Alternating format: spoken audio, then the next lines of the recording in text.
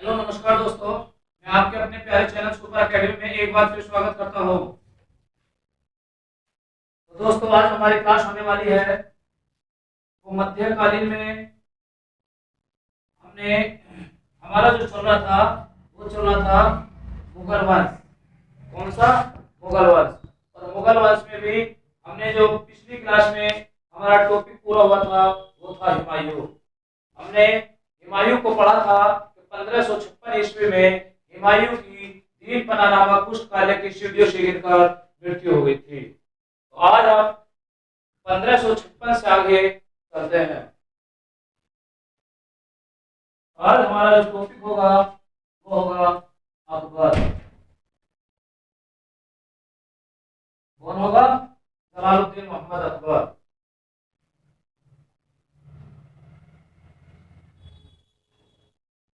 अकबर 1556 से लेकर 1560 तक अकबर का संरक्षक कौन होता है? वो होता है बैरम खान। कौन होता है? बैरम खान। तो मेरे भाई और बहनों ध्यान से सुनना। मैं बड़ी स्टोरी के साथ आपको इसको समझाने की कोशिश करूंगा। तो अकबर अकबर का जो जन्म हुआ था वो 15 अक्टूबर, कितना? 15 अक्टूबर 1542 ईस्वी को राजस्थान के अमरकोट में हुआ था। कहाँ हुआ था? राजस्थान के अमरकोट के राजा वीरशाल के महल में हुआ था। किसके? राजा वीरशाल के महल में इनका जन्म हुआ था। 1542 ईस्वी में राजा वीरशाल के महल में इनका जन्म हुआ था। जो इनकी माता का नाम था वो था हमीदा बानो बेगम। क्या नाम था? हमीदा बानो बेगम। हमीदा बानो बेगम जो थी वो किसकी पुत्री थी? वो थी जो हुमायूं के भाई थे। कौन? हिंदाल। तो हिंदाल के गुरु की बेटी थी। क्लियर? राजा वीर शाह के महल में अकबर का जन्म हुआ था। लेकिन अगर हम बात करें कि एक मुगल बादशाह जिसका जन्म हिंदू राजघराने में हुआ हो तो कौन था? अकबर था। तो अकबर का जो जन्म हुआ था वो 1542 में होने के बाद तो अकबर के जो पिता थे वो थे हुमायूं। लेकिन हुमायूं की मृत्यु हुई थी 1556 ईस्वी में। इसका जो संरक्षक था वो था कौन था? बैरम खान। लेकिन बैरम खान एक इतना ईमानदार व्यक्ति था, इतना सज्जन व्यक्ति था कि इसने अकबर के साथ कोई धोखाधड़ी नहीं की। अगर चाहता तो बैरम खान अकबर को मारकर गद्दी पर बैठ सकता था, लेकिन बैरम खान ने अकबर को नहीं मारा। जब 1556 ईस्वी में हुमायूं की मृत्यु हुई थी, जब 1556 में हुमायूं की मृत्यु हुई थी तो उस समय अकबर और बैरम खान, कौन? अकबर और बैरम खान ये एक युद्ध पर युद्ध पर गए हुए थे। लेकिन अगर बैरम खान चाहते, जब बैरम खान को ये पता चला था कि हुमायूं की मृत्यु हो गई, तो अगर बैरम खान चाहते तो उसी समय अकबर को मार देते। लेकिन अकबर उस समय 13 वर्ष कुछ महीने के थे। लेकिन उस 13 वर्ष में भी इनको राजा घोषित कर दिया। किसने? बैरम खान ने। तो बैरम खान ने राजा घोषित कर दिया 13 वर्ष की आयु में अकबर को। अब 1556 ईस्वी से 1560 तक जो बैरम खान का संरक्षक था, किसका? अकबर का। अकबर का जो संरक्षक था 4 साल तक संरक्षक रहा। लेकिन वही वाली बात है, आपने सुनी होगी एक कहावत कि घर का बिल्ली लंगड़ है। जब अकबर का शासन सही चल रहा था, लेकिन जो भी काम हुआ करते थे वो काम करने वाला था संरक्षक। यानी संरक्षक कौन था? बैरम खान। लेकिन जितने भी काम जो होते थे वो किसके नाम से होते थे? अकबर के नाम से। किसके नाम से? अकबर के नाम से। करने वाला था बैरम खां और नाम किसका चलता था? अकबर का। लेकिन बैरम खां से कुछ लोगों ने ये कहा कि सारा काम काज सब कुछ आप ही कर रहे हो, लेकिन अकबर का नाम ही आप क्यों चला रहे हो? तो ऐसा तो बहुत गलत कर रहे हो। जब सारा काम धंधा तुम ही देख रहे हो, जब सारा काम काज तुम ही कर रहे हो, अकबर तो एक इतना छोटा यानी बालक, एक 13 वर्ष की आयु में बालक ही होता है, तो इतनी कम आयु में आपने उसको राजा बना दिया, राजा घोषित कर दिया और सारा काम काज तुम ही देख रहे हो, लेकिन फिर भी तुम अकबर के नाम से काम कर रहे हो। इस यानी एक नेगेटिव थॉट्स बैरम खां के दिमाग में आए। बैरम से कहा गया, बैरम खां के दिमाग में ये बात आई, तो बैरम खां ने सोचा कि ये बात तो सही है कि अगर सारे काम काज मैं कर रहा हूँ तो सारे होने वाले काम भी मेरे नाम से ही हों। और जबकि करने वाला काम कौन था? करवाने वाला काम बैरम खां ही था, लेकिन सिर्फ काम पर नाम किसका चल रहा था? अकबर का, क्योंकि अकबर शासन चला रहा था। अब ये 4 साल तक तो बराबर शासन चलता रहा, लेकिन जब 1560 ईस्वी में अब बैरम खां ने खुद गद्दी पर बैठने की कोशिश की। और गद्दी पर कैसे बैठने की कोशिश की? कि उसने ये कहा कि मैं अब जो काम करूंगा वो अपने नाम से, जितने भी काम होंगे उन पर मेरा नाम होगा। अब इस बात को ही सुनते ही अकबर ने इनसे मना कर दिया, और जब मना किया तो अकबर बैरम खां ने इन पर युद्ध करने के लिए तैयार हो गए। और बैरम खां ने जब इन्होंने ये कहा, अकबर ने बैरम खां से ये कह दिया था कि अगर आज आप हमारे इसमें काम नहीं करना चाहते तो आप जा सकते हो। क्या? आप जा सकते हो। अकबर ने बैरम खां को मक्का भेजने के लिए कहा, लेकिन जैसे मक्का भेजने के लिए कहा तो बैरम खां ने तुरंत अकबर पर आक्रमण कर दिया। अकबर पर आक्रमण कर दिया। जो आक्रमण क्या था, उस आक्रमण को भालवाड़ा, इस नाम से भालवाड़ा युद्ध के नाम से जाना जाता है। अब इस युद्ध में अकबर ने बैरम खां को पराजित कर दिया, और बैरम खां को पराजित कर हाथ जोड़कर ये कहा कि आपने मेरा पालन पोषण किया है, आप मेरे गुरु हो, मैं आपको मानना नहीं चाहता, आप यहाँ से जा सकते हो। लेकिन अकबर ने भी इतना गुरु का सम्मान करते हुए ये कहा, जो व्यक्ति युद्ध कर रहा है, गद्दी पर बैठने के लिए आक्रमण कर रहा है, लेकिन अकबर ने फिर भी बैरम खां को पराजित करके और हाथ जोड़कर ये कहा कि आप यहाँ से जा सकते हो, मैं आपको मारना नहीं चाहता।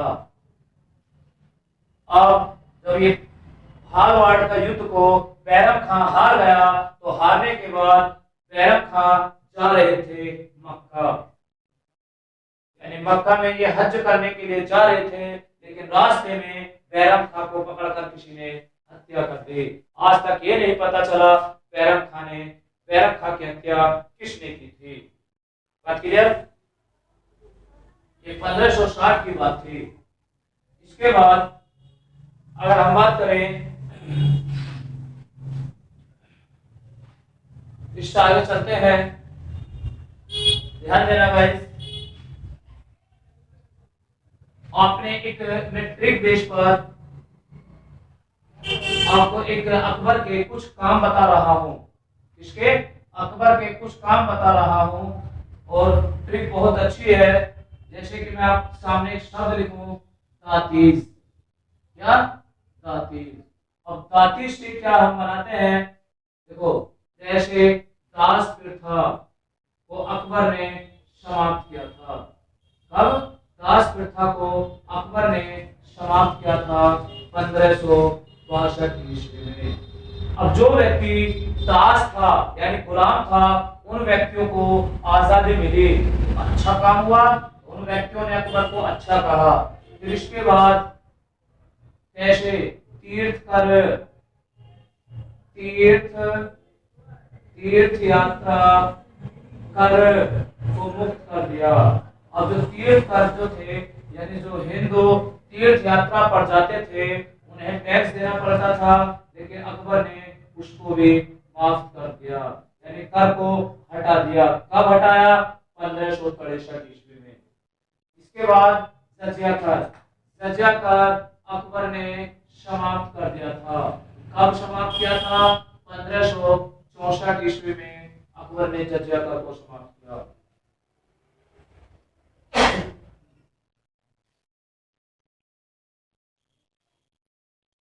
जजिया कर को भी समाप्त कर दिया। तो देखो एक ही शब्द में बहुत अच्छे से आपको 3 पॉइंट समझ में आएंगे। क्लियर?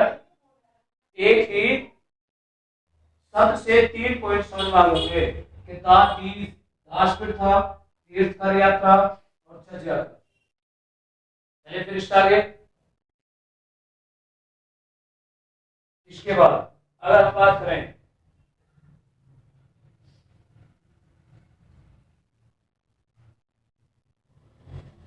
1576 ईस्वी में हल्दी घाटी का युद्ध हुआ था। कौन सा? हल्दी घाटी का युद्ध हुआ था। और ये हल्दी घाटी का युद्ध किस किस के बीच हुआ था? तो हल्दी घाटी का युद्ध अकबर और महाराणा प्रताप के बीच हुआ था। महाराणा प्रताप के बीच हुआ था। जो अकबर का सेनापति था वो था राजा मान सिंह। तो इस युद्ध में भी अकबर की विजय हो जाती है। तो इसके बाद अकबर ने 1580 ईस्वी में सभी धर्मों के लोगों को बुलाकर उनसे ये कहा कि आप अपने अपने धर्म की अच्छाइयां बताइए। तो वहां सभी धर्म के लोग थे, तो वहां किसी भी धर्म के लोग ने ये नहीं कहा कि किसी अन्य दूसरे धर्म की बुराई की हो। सभी ने अपने धर्म की अच्छाई बताई। जब सभी लोगों ने वहां अपने अपने धर्म की अच्छाई बताई तो अकबर ने सभी धर्मों को ये देखा कि हर धर्म में अच्छाई है। यानी जब सभी धर्म के लोगों ने अपने अपने धर्म की अच्छाइयां बताई तो अकबर ने उन सभी बातों को सुना और सभी बातों को सुना, यानी सभी धर्मों की अच्छाइयों को सुना। तो इसलिए अकबर सभी धर्म को समान मानता था। अकबर सभी धर्मों को समान मानता था। लेकिन अकबर एक अनपढ़ होने के बावजूद भी अकबर महान कहलाया। क्या कहलाया? महान कहलाया। क्योंकि व्यक्ति के कामकाज ही व्यक्ति को पागल कहला देती है और व्यक्ति के कामकाज ही व्यक्ति को महान कहलवा देती है। जैसे कि मैं आप बात करूं, मोहम्मद बिन तुगलक जो था उसने कुछ काम ऐसे किए थे जिससे कि वह पागल बादशाह कहलाया था। लेकिन वरना मोहम्मद बिन तुगलक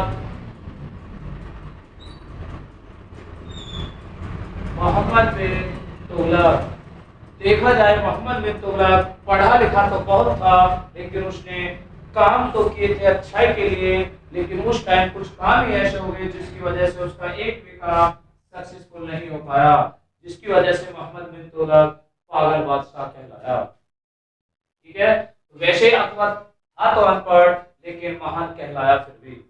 अब 1582 ईस्वी में अकबर ने दीन ए इलाही धर्म चलाया। कौन सा धर्म चलाया? दीन ए इलाही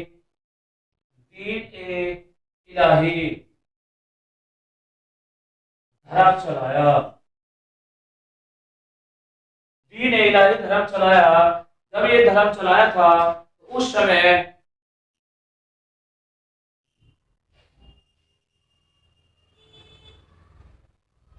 दीन ए इलाही धर्म जो चलाया था, अकबर ने ये कहा था कि इस धर्म को कोई भी किसी भी धर्म का व्यक्ति आकर अपना सकता है।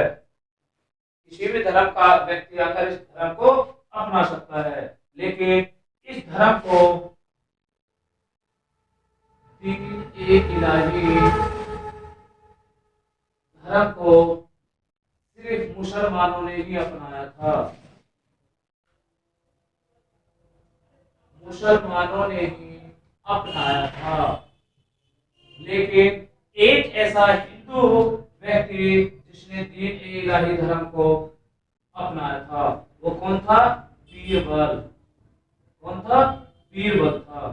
क्लियर? बीरबल का वास्तविक नाम क्या था? तो बीरबल का वास्तविक नाम था महेश दास। क्या नाम था? महेश दास। क्लियर? बात समझ में आ रही होगी सभी के? चले आगे।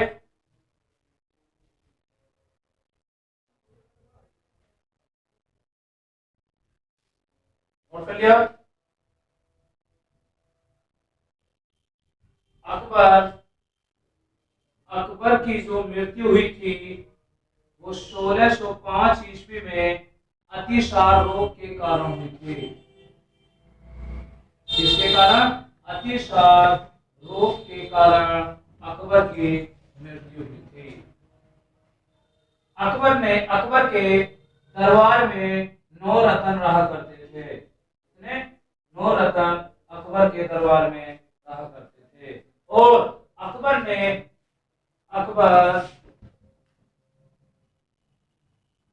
अकबर की एक आत्मकथा लिखी गई थी जिसका नाम था अकबरनामा। क्या नाम था? अकबरनामा। इस अकबरनामा पुस्तक को किसने लिखा था? अबुल फजल ने लिखा था। अबुल फजल ने लिखा था। इस अकबरनामा जो आत्मकथा थी ये कितने वर्ष में लिखी गई थी? तो ये 7 वर्ष में लिखी गई थी। तो किसने लिखी थी? अबुल फजल ने। इसको 3 भागों में बांटा था और 3 भागों में 7 वर्ष में ये लिखी गई थी अबुल फजल ने। अबुल फजल जो था ये अकबर के 9 रत्नों में से था। बात क्लियर? बात समझ में आ गई होगी सभी के? तो आज हमारा ये अकबर वाला पॉइंट पूरा होता है। अकबर वाला पॉइंट आज हमारा पूरा होता है। तो फिर मिलेंगे नेक्स्ट क्लास में।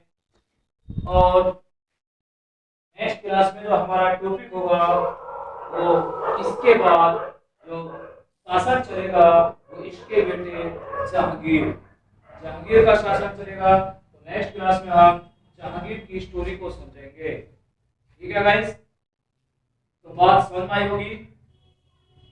आया पढ़ने में मजा ना? पढ़ने में मजा आना चाहिए बिल्कुल। ऐसा ना हो कि मैं समझाऊं और आपके समझ में ना आए।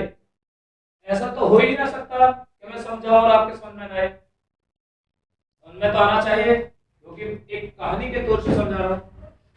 ठीक है गाइस? तो ऐसा कोई भाई या बहन अभी तक ऐसा हो जिसने अभी तक हमारे चैनल को सब्सक्राइब ना किया हो तो चैनल को सब्सक्राइब करें। और जिन्होंने अभी तक वीडियो को लाइक ना किया हो वीडियो को लाइक करें और ज्यादा से ज्यादा शेयर करें। ठीक है भाई? तो ऐसा कोई भाई या बहन ना हो जो वीडियो को ज्यादा से ज्यादा शेयर ना करे। अगर आप सपोर्ट ना करोगे तो कौन सपोर्ट करेगा? ठीक है? तो ज्यादा से ज्यादा शेयर करिए। फिर मिलते हैं अगले वीडियो में। तो तब तक के लिए जय हिंद, जय भारत।